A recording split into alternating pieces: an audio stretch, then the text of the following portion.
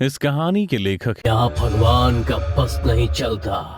आश्रम के कमरे के ऊपर ये लिखा था और उसके सामने एक लड़की खड़ी थी जिसकी आंखों में गुस्सा और उसका बदन डर के मारे कांप रहा था, जिसने दाएं हाथ में किताब पकड़ी हुई थी और बाएं हाथ में एक चाकू। बस अब और नहीं, बहुत तड़पा लिया है तूने। अपने दांत भींचते हुए उस लड़की ने खुद से कहा और कमरे का दरवाजा खोल अंदर चली गई। उसके अंदर जाते ही दरवाजा अपने आप ही बंद हो गया और कुछ मिनटों बाद उस कमरे से उस लड़की के चीखने की आवाजें आने लगी, मानो जैसे कोई उसे तड़पा तड़पा कर जान से मार रहा हो, जिसके सबूत दरवाजे से नीचे गिरता खून था। और फिर सब कुछ शांत हो गया। ये सोनम सो गई क्या? उल्टा। पति उमेश और उसकी पत्नी सोनम बिस्तर पर सोए हुए थे और उमेश बार बार सोनम के गाल थपथपाता हुआ उस नींद से जगाने की कोशिश कर रहा था। तभी सोनम ने करवट बदलते हुए कहा, नहीं आज नहीं, आज तुमने पी हुई है। सोनम ने करवट तो बदल ली थी, लेकिन उसे फिर से अपने गालों पर किसी की थपकी सुनाई थी। इससे सोनम ने चिढ़ते हुए कहा, क्या है उमेश, सोने क्यों नहीं देते? इतना कहकर सोनम ने आंखें खोली थी कि उसने जो देखा उसे देख उसकी नींद के साथ उसके होश भी उड़ गए थे, क्योंकि उसकी आंखों के सामने उमेश की सड़ी हुई लाश थी जो उसे घूरे जा रही थी। पर इससे पहले कि वो कुछ समझ पाती, उमेश ने सोनम की गर्दन पर वार किया और उसकी गर्दन से मांस नोच खाने लगा, जिसके दर्द से सोनम बिस्तर पर ही तड़पने लगी कि अगले ही पल एक चीख के साथ सोनम बिस्तर से उठ बैठी थी। वो पसीने से पूरी तरह भीग चुकी थी और उसे ये भी यकीन हो गया था कि अब तक जो कुछ भी हुआ था वो महज सिर्फ एक सपना था, क्योंकि उसकी आंखों के ठीक सामने उसके पति की तस्वीर दीवार पर थी जिस पर हार लटका था। तुमने मुझे तड़पाना अभी तक नहीं छोड़ा ना?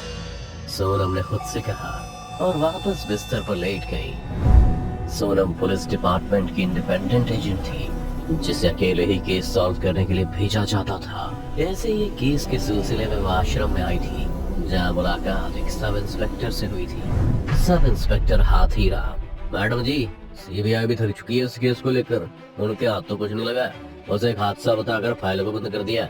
पता नहीं फिर आपको क्यों भेजा है, केस को रिओपन करने के लिए। सोनम ने भी हाथीराम की सारी बात सुन बस इतना कहा, मुझे उस जगह पर ले चलो और उस केस की फाइल लाए हो क्या? जी मैडम, वो तो लाया हूँ, पर आप अकेले आई है तो कोई मर्द नहीं आया आपके साथ? मर्द का जिक्र सुनकर ही सोनम की आंखें हाथीराम को घूरने लगी। सोनम को घूरता देख हाथीराम भी समझ गया था कि सोनम को ये बात बुरी लगी है, इसलिए खुद ही सफाई देते हुए बोला, सॉरी मैडम जी, बस केस पर अब तक सिर्फ मेल ऑफिसर कोई काम करते देखा है ना, इसलिए। हाथीराम अभी बोल भी रहा था तभी सोनम ने देखा कि कोई दूर एक लड़की खड़ी है जो उसे ही देख रही है और उसके जिस्म पर ढेरों कटने के निशान है।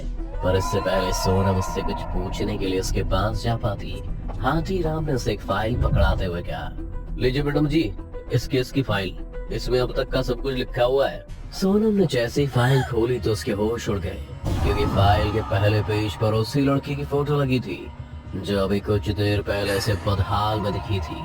पर फाइल में जो उसकी फोटो लगी हुई थी उससे देख वो किसी अप्सरा की तरह थी। सोनम ने तुरंत ही फाइल बंद कर हाथीराम को वापस थमाते हुए कहा, ये सब कहानी है, मुझे सच जानना है। और उसी दिशा में चल दी जहाँ पर उसे वो लड़की दिखी थी।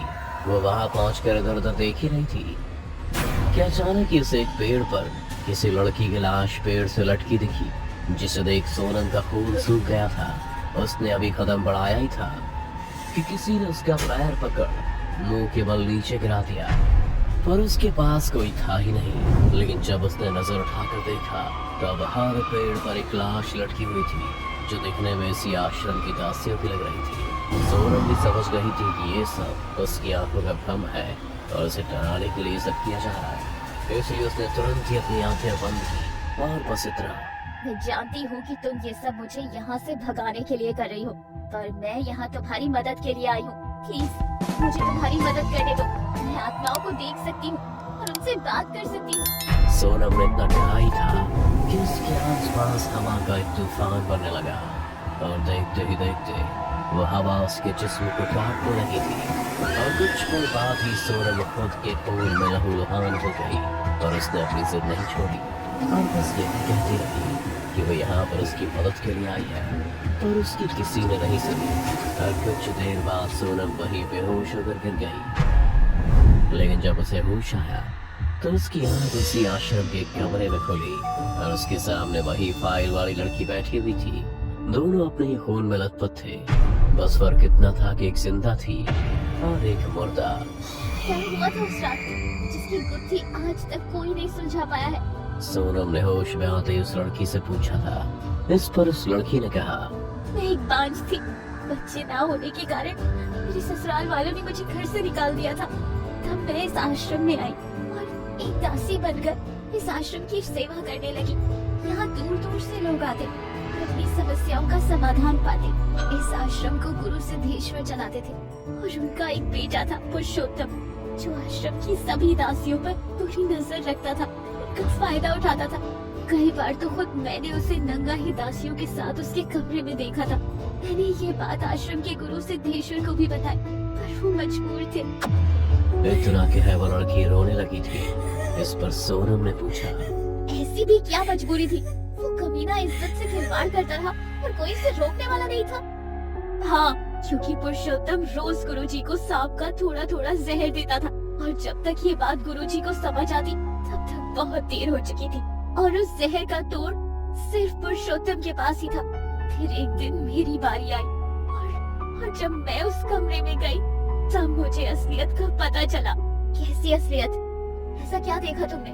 पर इससे पहले वो लड़की कुछ और कहती, अचानक इसकी आत्मा गायब हो गई और सोनम के सारे सवाल अधूरे रह गए। उसे समझ नहीं आया कि आखिर वो आत्मा अचानक से कहाँ गायब हो गई, क्योंकि आज से पहले वो जिस भी आत्मा से बात करती उसे उसके जवाब मिल ही जाते थे।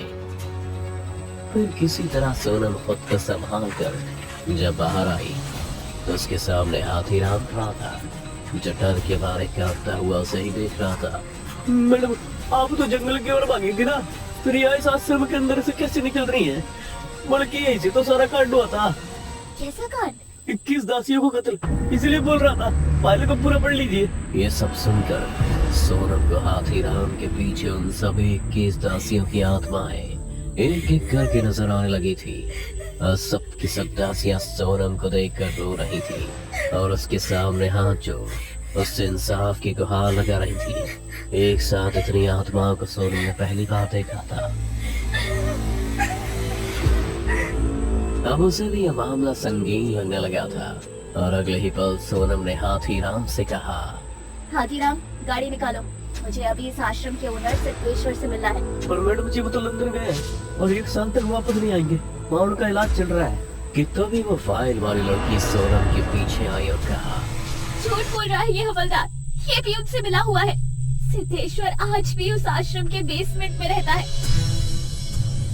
इतना कहते ही उस लड़की की आत्मा फिर से गायब हो गई। इस पर सोनम ने हाथीराम से कहा, हाथीराम, बहुत पुराना है ना ये आश्रम, बहुत माल जमा किया होगा ना इन्होंने। चल दिखा मुझे। मैडम जी क्या बोल रही है आप? और अब मुझे कैसे पता यहाँ के बेसमेंट के बारे में? हाथीराम अभी बोल ही रहा था कि तभी सोनम ने अपने पीछे से रिवॉल्वर निकाल एक गोली हवा में फायर करी और फिर उसी रिवॉल्वर को हाथीराम पर तानते हुए कहा, दोबारा नहीं पूछूंगी, समझा? हाथीराम भी सोनम का तेवर देख कर डर गया था। अब सोनम को सीधा सिद्धेश्वर के पास ले गया। सिद्धेश्वर का हाल हैंगर पर टंगे किसी कपड़े की तरह था, एकदम पतला शरीर, मानो एक फूंक से उड़ जाए। इस पर भी पूरे शरीर पर फोड़े जिनसे पस निकल रही थी, उसे कोड़ी हो गई थी। इस वक्त सिद्धेश्वर के पास से इतनी बदबू आ गई थी कि 2 मिनट भी कोई बर्दाश्त नहीं कर पाएगा। पर फिर भी सोनम ने इन सब बातों को दरकिनार कर सिद्धेश्वर से पूछा, ऐसा क्या कर रहे थे तुम और पुरुषोत्तम आश्रम में जो 21 दासियों की जान चली गई? बोलो वरना सारा इल्जाम तुम्हारे सिर पर डाल मची हुई जिंदगी भी नरक बना दूंगी। मैं जानता था मैं सच से कभी नहीं भाग पाऊंगा और आज वो वक्त आ ही गया। पुरुषोत्तम मेरा सौतेला बेटा था, वो बस मेरी एक भूल थी जो मेरे विनाश का कारण बन गई। उसे काली विद्याओं में बड़ा यकीन था, इसीलिए वो दासियों के साथ संभोग करता। फिर जब उसका पेट भर जाता तो वो उनकी बलि दे। एक किताब के अंदर उनकी आत्माओं को कैद कर देता। उसका कहना था कि जो कोई भी इस किताब को पढ़ेगा वो तो आत्माएं उसकी हर ख्वाहिश को पूरा करेगी। लेकिन जब उसने 21वीं दासी कुमुद की बलि देनी चाहिए तो कुमुद ने पुरुषोत्तम का गला काट उसे मार दिया। लेकिन इतना क्या सिद्धेश्वर चुप हो गया था कि तभी सोनम ने गुस्से में फिर पूछा, लेकिन क्या? आगे बोलो। तभी कुमुद की आत्मा एक बार फिर सोनम के सामने आ गई। जी हाँ, उस फाइल वाली लड़की का नाम कुमुद था जो बार बार सोनम की मदद करने को आती थी। उसने कहा, जब मैंने पुरुषोत्तम को मारा था तो उसने अपनी 20 दासियों की आत्माओं को मुझे मारने के लिए भेज दिया और उन्होंने ही मुझे मौत के घाट उतारा। लेकिन अब उस किताब में पुरुषोत्तम की आत्मा भी कैद है अपनी उन 20 दासियों के साथ, जो आज भी मुझसे मुक्ति की गुहार लगाती है। और इन सब में तुम ही मेरी मदद कर सकते हो। इतना सुन सोनम ने सिद्धेश्वर से पूछा, वो किताब कहाँ है? सोनम के मांगने पर सिद्धेश्वर ने उसे अपने तकिए के नीचे से काली किताब निकाल कर सोनम को देते हुए कहा, ध्यान से खोलने से, इसमें मौत बंदी है।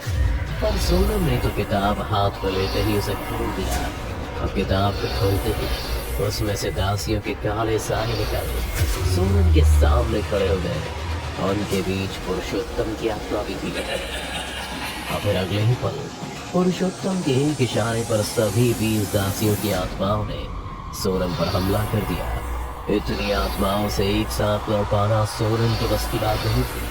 वो दासियां भी सोनम का मांस काट कर उसे अधमरा कर रही थी। सोनम अब उन्हीं आत्माओं के नीचे तब के मरने वाली थी कि तभी कुमुद की आत्मा ने कहा, इस किताब को जला दो, तभी इन दासियों को मुक्ति मिलेगी, वरना ये पुरुषोत्तम उनकी आत्माओं के साथ भी दुष्कर्म करता रहेगा। दुष्कर्म का नाम सुनकर सोनम का खून खौल गया था, क्योंकि उसने अपने पति को भी इसी चक्कर में मारा था। क्योंकि वो रोज रात नशे में सोनम को इंसान नहीं बल्कि अपने मजे की चीज समझता था। ये सोचकर ही सोनम ने अपनी हिम्मत बटोरी और उन आत्माओं के बीच से निकल आई और कोने में पड़ी एक लालटेन उठा किताब पढ़ने वाली, जिससे अकेले पुरुषोत्तम की आत्मा चीख रही थी। पर दासियों की आत्मा तो धीरे धीरे सोनम के आगे हाथ जोड़कर एक एक करके व्यक्त होने लगी थी। सारी कहानी सुलझाने के बाद सोनम ने अपनी रिपोर्ट बनाई और ये लिखा कि जो कुछ भी हुआ